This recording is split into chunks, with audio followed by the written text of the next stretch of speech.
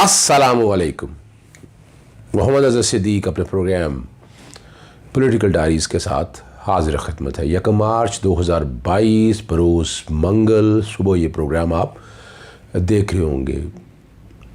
मार्च शुरू हो गया, गहमा गहमी का महीना रहना है, बहुत उतार चढ़ाव आने और क्या कुछ होना है वो आप देखते जाएंगे।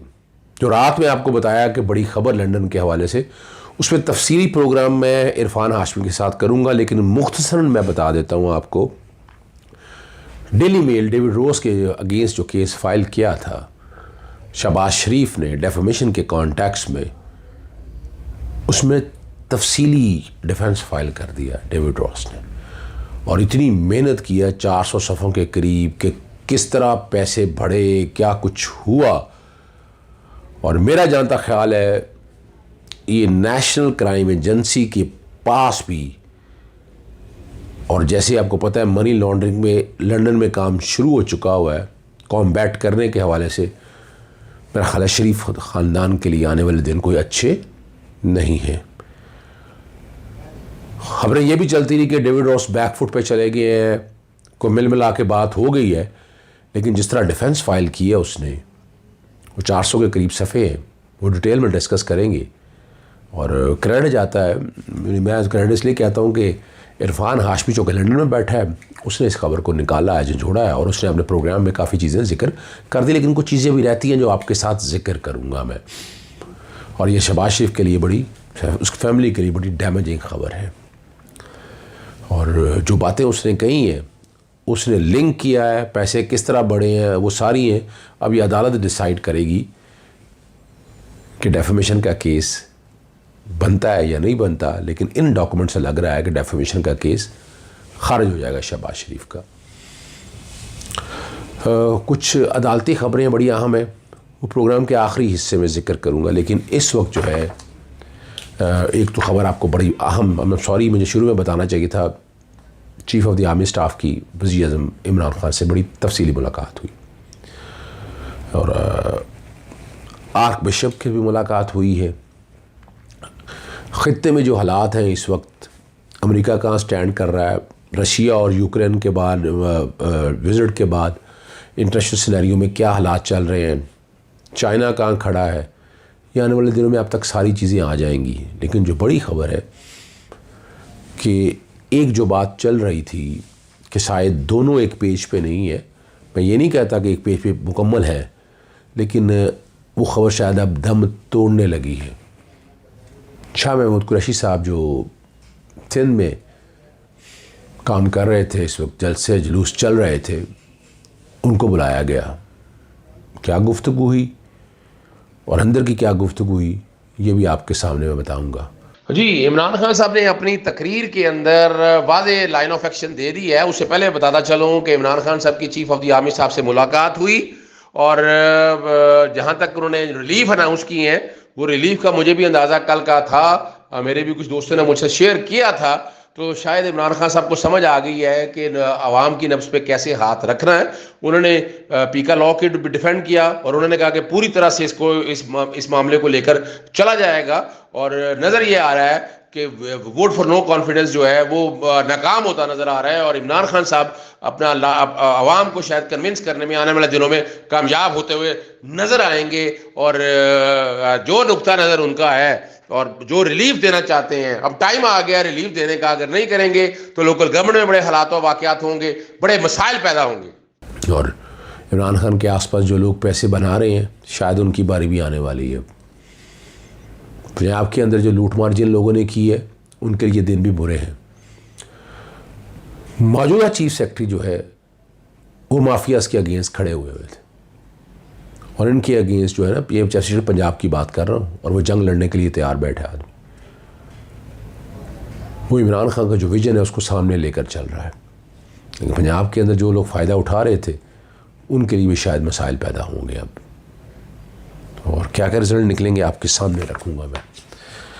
तहरीक-ए-अदम एतमाद के हवाले से सुहेल वड़ाइच ने एक कॉलम लिखा, मैं कोशिश करूँगा उसी के हक़ाइक़ को सामने रख के मौजूदा सूरत हाल में एक उन्होंने स्लाइड चलाई है और बताया है कि पीटीआई के अपने 155 MQM के 7, ये ठीक कह रहे हैं, मैं इसको डिनाई नहीं कर रहा। पाकिस्तान मुस्लिम लीग काफ के 5, बाप पार्टी के 5, GDA के 3, आज़ाद 2, आल मुस्लिम लीग 1 और जमहूरी वतन पार्टी 1। अपोजिशन के 84 हैं पाकिस्तान मुस्लिम लीग नून के, 56 पाकिस्तान पीपल्स पार्टी के, मुतज़्ज़ा मजलिस अमल 15, 4 BNP मैंगल, आज़ाद 2 हैं, अवामी नेशनल पार्टी 1 है, 162 है। और जो मुमकिन सूरत हाल है उनका कहना है, मैं इसको टोटल डिनाई करता हूँ, फॉरवर्ड ब्लॉक बन नहीं सकता, मैंने आपको पहले बताया था। उन्होंने कोई बाकी सियासी जमात को नहीं छेड़ा, सिर्फ 155 में से 130 कर दिया और 25 का फॉरवर्ड ब्लॉक निकाल दिया। और मैंने अब इसमें मैं बैकग्राउंड पे आर्टिकल 63A चलाऊँगा। 63A डिफेक्शन, अदम एतमाद और एतमाद में अगर आप वोट का आप नहीं साथ देंगे ना तो आप डिसक्वालीफाई हो जाएंगे, आप असेंबली की सीट से चले जाएंगे। और अदम एतमाद आर्टिकल 95 बैकग्राउंड पे चल रही है आपको, ये मैंने पहले वो चला लिया जो सूरत हाल दी, फिर मैं इसके बाद अगली आता हूँ बात पे। आर्टिकल 95 20% के जरिए, 20% तो इनके पास है, बड़े आराम से रेजोल्यूशन मूव कर सकते हैं।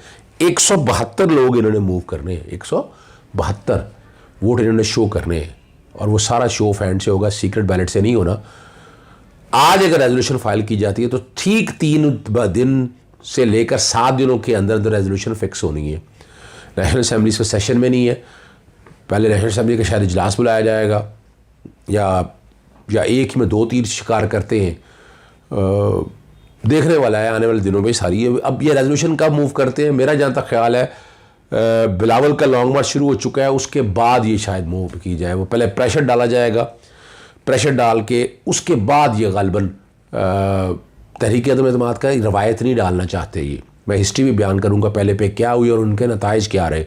अभी तक तहरीक अदम एतमाद हमने कामयाब होते तो कोई नहीं देखी है किसी भी हवाले से, चाहे वो साजिद संजरानी के अगेंस्ट हो, चाहे वो मोहतरमा बेनज़ीर भुट्टो साहब या शौकत अजीज़ के ख़िलाफ़, सॉरी अपना साहब वज़ीर आज़म जो है हमारे रहे हैं, नाम उनका मेरे ज़हन से देखें अब अच्छा भला आता हो, यानी ये हालत ये होगी हमारी कि वो शौकत अजीज़ के अगेंस्ट हो, वो भी आपके सामने मैं रखूँगा। दूसरा देखिए, हमेशा याद रखिएगा इलेक्टेबल इमरान खान की कमज़ोरी है, और इन्होंने एक जो लिस्ट दी है वो मैं उस लिस्ट को भी डिनाई नहीं कर रहा। इन्होंने कोई तकरीबन 51 उन लोगों की लिस्ट दी है और साथ साथ बताया है उनका किस सियासी जमात से ताल्लुक़ है। सुहेल बड़ाइच तो आनी चाहिए, मिसाल के तौर पर शेर अकबर ख़ान मुनेर से ताल्लुक़ है, सियासी जमात उनकी तहरीक इंसाफ है, पहले जमात इस्लामी थी। आगे इस तरह बहुत से लोगों का जिक्र करते हैं। आमिर सुल्तान चीमा सरगोदा से तहरीक इंसाफ में, पहले मुस्लिम लीग नून काफ के साथ थे, और बहुत से मिसाल के तौर पर आगे चले हम ज़्यादा नहीं, राजा रियाज फैसलाबाद तहरीक इंसाफ पाकिस्तान पीपल्स पार्टी से ताल्लुक़ है, रियाज फतेहाना तहरीक इंसाफ पाकिस्तान मुस्लिम लीग काफ से ताल्लुक़ है, साहबजादा महबूब सुल्तान ये 55 के करीब है। आमिर लियाकत हुसैन का जिक्र भी है, तहरीक इंसाफ और मुतहदा कौमी मूवमेंट से आए थे। ये सारी डिटेल है। अब इसमें मैंने डिटेलें आपके सामने सारी रख दी हैं, पार्टी पोजीशन भी मैंने आपके सारी सामने रख दी है, वो बैकग्राउंड पे आप देख रहे होंगे, चल रही होंगी। तो बज़ाहिर जो है ना मुश्किल नज़र आ रहा है, ठीक है ना जी। यानी 46 वो लोग ये जो है ना 55 में, उनमें से 46 जो है ना जी, वो तकरीबन माजी में सियासी वाबस्तगियाँ थी, 5 आज़ाद हैं, और इसलिए तहरीक एतमाद कामयाब होते मुझे तो कम नज़र आ रही। हाँ, अगर पाकिस्तान मुस्लिम लीग काफ MQM ये बतौर सियासी जमात के तौर पर इन पर डिफेक्शन क्लॉज नहीं लगती है तो फिर ये आसानी से कामयाब हो सकती है, मगर ये डिपेंड है कि क्या वो इस स्टेज के ऊपर आज कोई भी सियासी जमात एक सियासी जमात छोड़ के जब इधर आए, मिसाल के तौर पर पाकिस्तान मुस्लिम लीग काफ आ जाती है या MQM आ जाती है, इन्होंने तो असेंबली डिज़ोल्व करनी है। असेंबली डिज़ोल्व करेंगे तो अपने इलेक्शन कैसे बनाएंगे वो?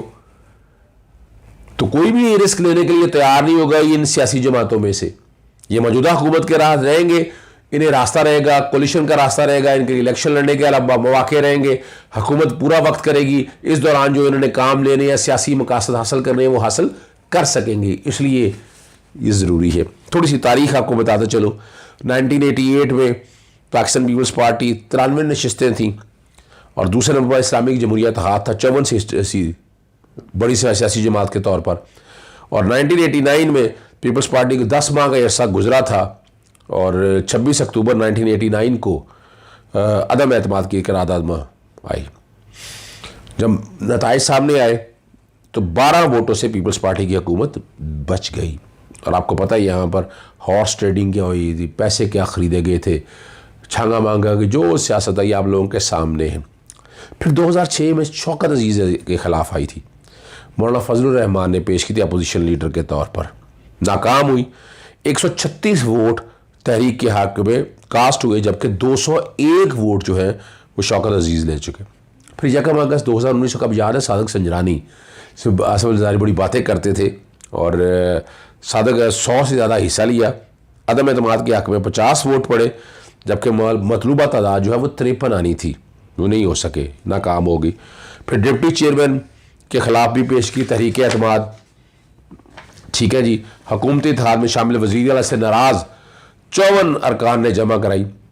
और तहरीक मैंने आपको ना ये इसलिए मैं चीज़ें सारी सामने रखता हूँ ताकि आपको पता चल सके।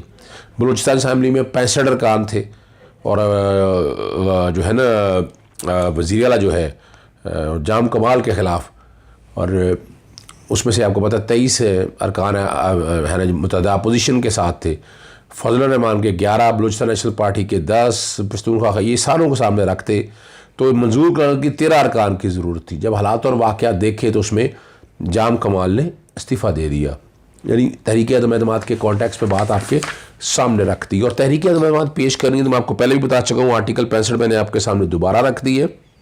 उसके अलावा इसका नेशनल असम्बली के जो रूल्स हैं, स्पेशल रूल्स जो हैं, उनका इस पर इतलाक़ होगा। नेशनल असम्बली के रूल जो आपने ज़हन में रखने हैं और उनका इतलाक़ होगा। उनमें कौन कौन से रेलिवेंट रूल है? वो रेलिवेंट रूल है 36 procedure for vote of no confidence, और article 91 sub article 91 sub article 7 के साथ के प्रोसीजर सेकंड शेड्यूल में दिया हुआ है। और तरीक़ाकार मैंने आपको सामने 37 के अंदर दिया हुआ है कि क्या होगा। और सेकंड शेड्यूल के अंदर वोटिंग का प्रोसीजर है और ये शो ऑफ हैंड से होनी है। अलग मेंबर्स कर लिए जाएंगे जिन्होंने एतमाद में वोट दिया है, यानी चाहते अदम एतमाद के वाले से, वो फिर गिने जाएंगे। और अगर 172 हुए, 172 से ज़ायद हुए तो फिर तहरीक एतमाद कामयाब होगी। और 38 आर्टिकल के तहत, 38 रूल्स के तहत सदर को इन्फॉर्म कर दिया जाएगा। ये है वो तरीका। तो इन चीज़ों को सबको जब मिलाकर आप देखते हैं तो मुझे नहीं नज़र आता कि तहरीक अदम एतमाद पेश की जाएगी। तावक्त है कि बड़ी जो छोटी सियासी जमातें साथ हैं वो सामने ना आए।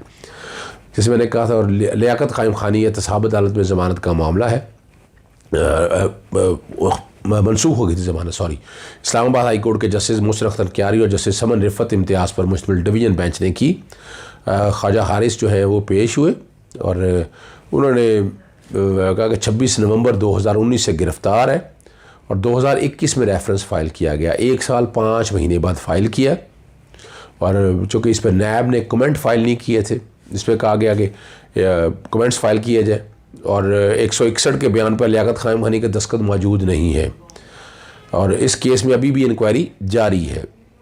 ख़ानदान वालों की गाड़ियों और दीगर सासों के बारे में तफसीलात पूछी जा रही है। ख्वाजा हारिस ने बहरहाल अपने आर्गूमेंट जो है ना वो मुकम्मल कर लिए। 7 मार्च तक इस केस की समाअत मुलतवी हो गई है। एक और बड़ा हमें जस्टिस आमिर फ़ारूक साहब के बाद ही है DG सिविल एविएशन अथॉरिटी की तैनाती के खिलाफ दरख्वास्त पर समाअत हुई। जस्टिस आमिर फ़ारूक ने की है। वफाक और सिविल एविएशन अथॉरिटी को नोटिस जारी करते हुए जवाब तलब किया था और प्रोसेस का रिकॉर्ड मांगा था कि कैसे हुआ है। सिविल एविएशन ऑफिसर्स एसोसिएशन की दरख्वास्त पर समाअत हुई थी और किस तरीक़ाकार के तहत दी गई है। जरूरी तौर पर केस पर समाअत हो चुका है और अदालत ने ये पूछा, जब काबीना ने कहा था कि DG की तैनाती के लिए इश्तिहार जारी किया जाए, काबीना ने अपना फ़ैसला बदल दिया क्या? और सिविल एविएशन अथॉरिटी ने काबीना फ़ैसले पर चलना है। जस्टिस आमिर फ़ारूक साहब के रिमार्क्स है, सिर्फ अदालत को सरकारी वकील मुतमिन करे और काबिल समाअत होने पर जो है ना अदालत ने फ़ैसला महफूज कर लिया है। इस इलेक्शन एक्ट तरमीम में आपको पता है ऑर्डिनेंस जो है जिसके तहत मेंबर पार्लियामेंट को इलेक्शन लड़ने की इजाज़त दी गई है। साबिक chairman union council Islamabad Sattar Mehtab ने इलेक्शन ऑर्डिनेंस चैलेंज कर दिया। जस्टिस आमिर फ़ारूक ने की गई और कहना यही है कि आइनी तरीके से ऑर्डिनेंस के ज़रिए इलेक्शन तब्दील किया गया, गैर आइनी तरीके से। पार्लियामेंट के मौजूदगी में ऑर्डिनेंस के ज़रिए कानून साज़ी नहीं बदनीति पर मबनी है और इस दरख्वास्त में सदर पाकिस्तान सेक्रेटरी कानून और सेक्रेटरी इत्तलात को फ़रीक बनाया है। आर्डीनेंस को क्या हुआ, जैसे आमिर फ़रूक साहब के रिमार्क्स, और उन्होंने कहा कि पार्लियामेंट के सेशन मौजूद होने के बावजूद इलेक्शन ऑर्डीनेंस लाया गया। अदालत ने नोटिस जारी करके जवाब तलब कर लिया है, अटॉर्नी जनरल को भी नोटिस जारी कर दिया और 15 मार्च तक समाअत मुलतवी हो गई है। और ज़्यादा लंबा हो जाएगा प्रोग्राम, बस इजाज़त चाहूँगा मैं। अस्सलाम वालेकुम, अल्लाह हाफ़िज़, पाकिस्तान जिंदाबाद।